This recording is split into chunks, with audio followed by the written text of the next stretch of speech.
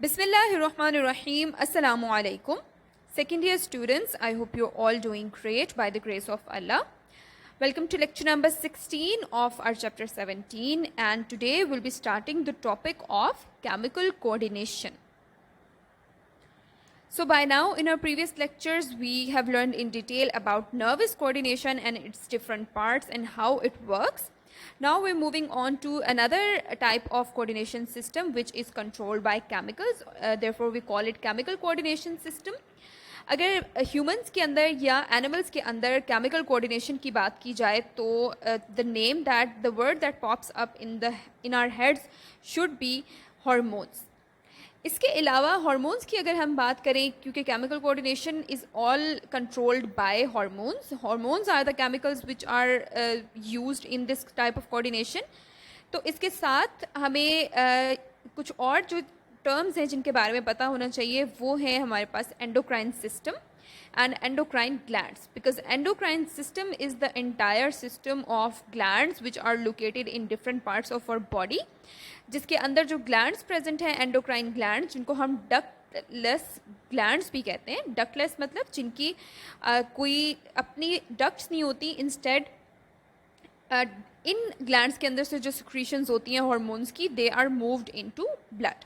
और वो secretions क्या है? हार्मोन्स हैं. सो ये तीन जो टर्म्स हैं, these should be very clear about chemical coordination.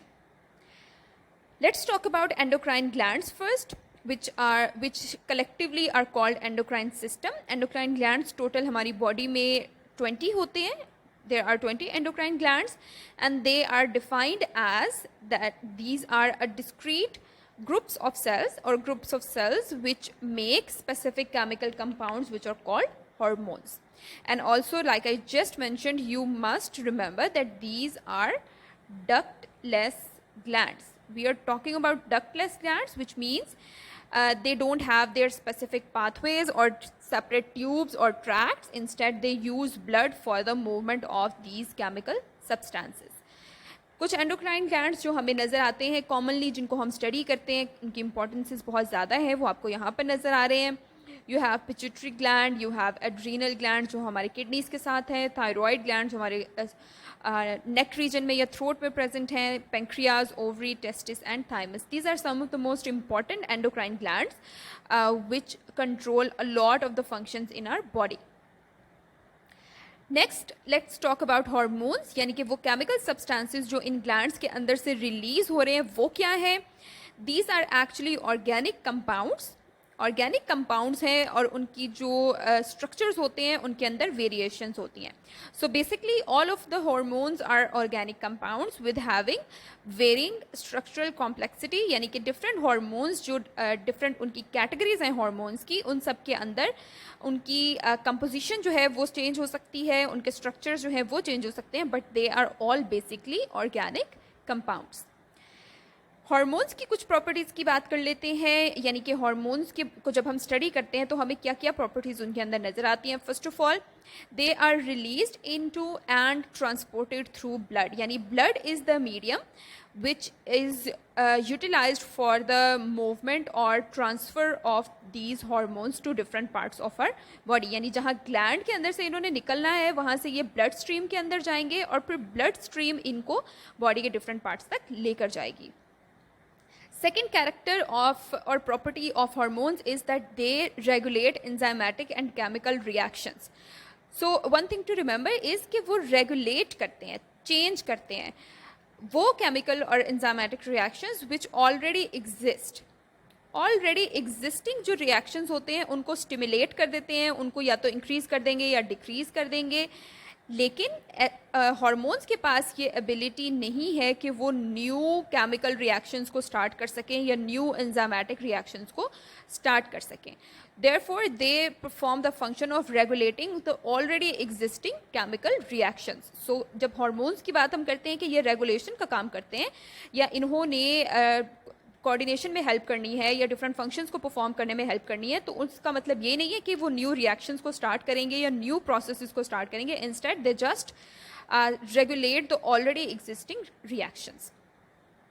Hormones can also control some long-term changes in different organisms as well, and these long-term changes can be the growth rate or the metabolic rate or the activity of our different parts of our body such as our different organs, and also sexual maturity, यानी कि वो काम जो long period of time के अंदर cover होते हैं वो सारे hormones के साथ control हो सकते हैं. Hormones can control all of these changes in different organisms.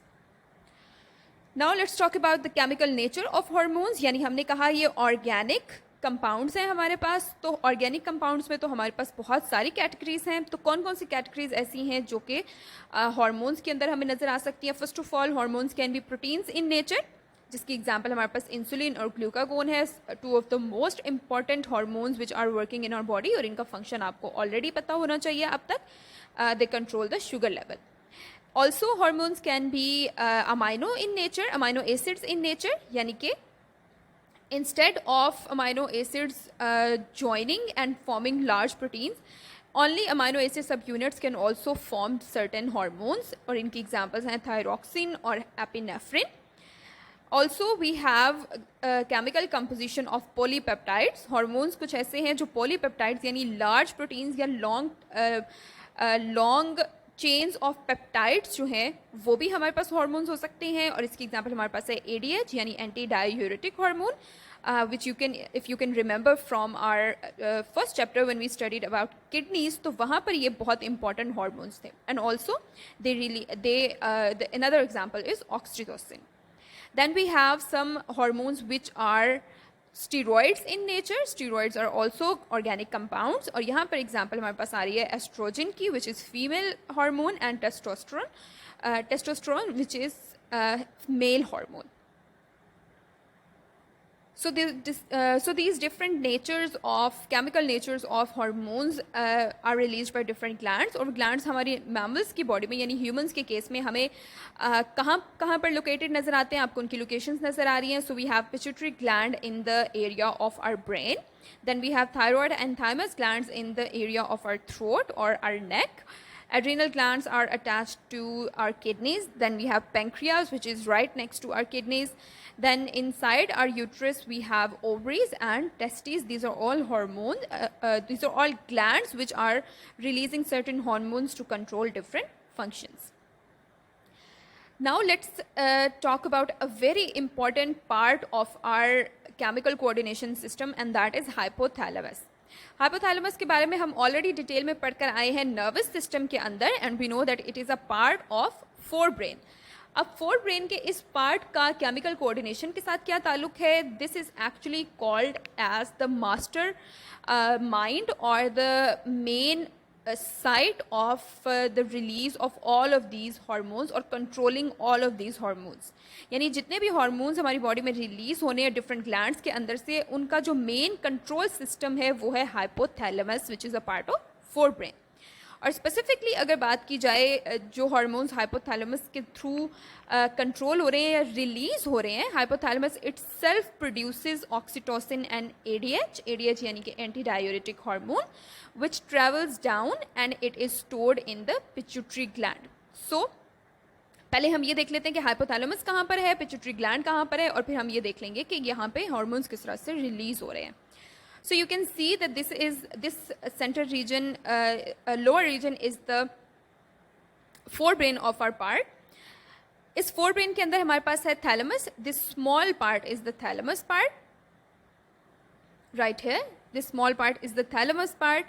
इस thalamus के नीचे आ रहा है hypothalamus, जिसको हमने कहा था कि वेरी स्मॉल पार्ट है, और नीचे ये जो आपको दो लोब्स नज़र आ रहे हैं ये दोनों मिलकर पिट्यूटरी ग्लैंड बनाते हैं.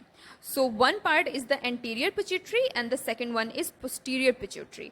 इन दोनों के डिफरेंट फंक्शंस हैं. एंटीरियर का काम मुख्तलिफ है और पोस्टीरियर का डिफरेंट है, और हमें ये पता चल गया कि ये हाइपोथैलेमस है और यहाँ पे पिट्यूटरी ग्लैंड है. तो इन दोनों के कनेक्शन के लिए, इन दोनों को आपस में एक दूसरे को जोड़ने के लिए एक ट्रैक है, वो यहाँ पे आपको नजर आ रहा है. This track is known as infundibulum. Infundibulum is the track और the passage which through which hypothalamus is connected to the pituitary glands, both anterior and posterior sides. The reason for you to know or remember about the locations of hypothalamus and pituitary gland is that, first of all, they are located right next to each other, connected through infundibulum. Therefore, their functions are also connected to each other.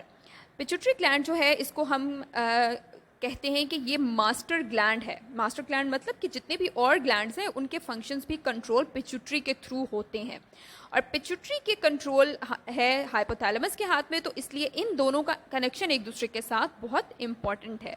So let's talk about the connection between hypothalamus and pituitary glands.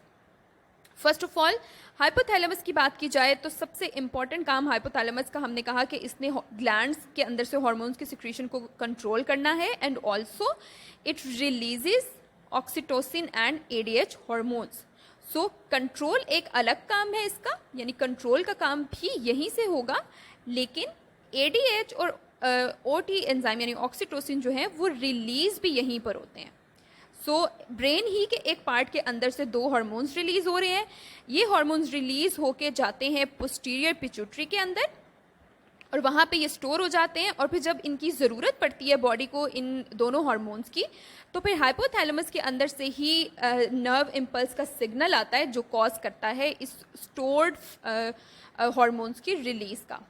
And also there are some other battery of releasing and inhibiting hormones, यानी collection of other processes controlling or inhibiting hormones जो कि release होते हैं hypothalamus की मदद से and are stored in the interior pituitary.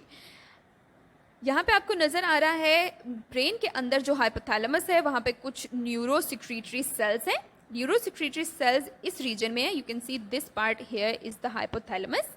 इस hypothalamus के अंदर कुछ न्यूरोसिक्रीटरी सेल्स ने ऑक्सीटोसिन को रिलीज़ किया, कुछ ने एडीएच को रिलीज़ किया.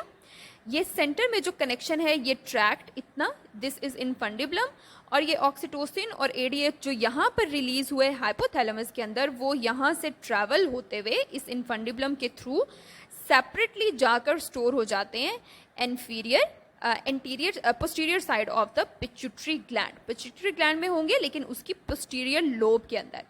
अब यहाँ पे साथ में जो इंटीरियर लोब आपको यहाँ पर नज़र आ रहा है, इस लोब का काम ये है कि और भी बहुत सारे हार्मोन्स जिन्होंने रिलीज़ होना है हमारी बॉडी के अंदर, उनके जो मैसेजेस हैं या उनके जो सिग्नल्स हैं वो पहुँचते हैं एंटीरियर पिट्यूटरी के पास हाइपोथैलेमस ही के अंदर से.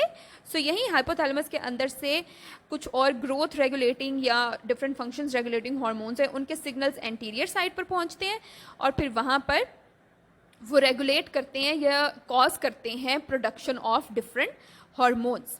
So you must remember the difference of function between posterior and anterior pituitary, और इनको हम डिटेल में नेक्स्ट लेक्चर्स में भी देख लेंगे. But for now you must remember कि ऑक्सीटोसिन और एडीएच रिलीज हाइपोथैलेमस में होते हैं, ट्रैवल इनफंडिबुलम के थ्रू होते हैं, स्टोर जाके वो पिट्यूटरी पोस्टीरियर पिट्यूटरी में हो जाते हैं, और वो तब तक स्टोर रहते हैं जब तक बॉडी को उनकी ज़रूरत ना पड़े, और जब उनकी ज़रूरत पड़ती है तो हाइपोथैलेमस के ज़रिए से ही नर्व इम्पल्स का सिग्नल आता है जो इनकी रिलीज़ कॉज करता है, और वो बॉडी में जहाँ भी यूज़ होने होते हैं वो यूटिलाइज हो जाते हैं. सो this is the connection of hypothalamus and pituitary gland. Pituitary glands को in detail हम इंशाल्लाह next lecture में देखेंगे. So until then, Allah Hafiz.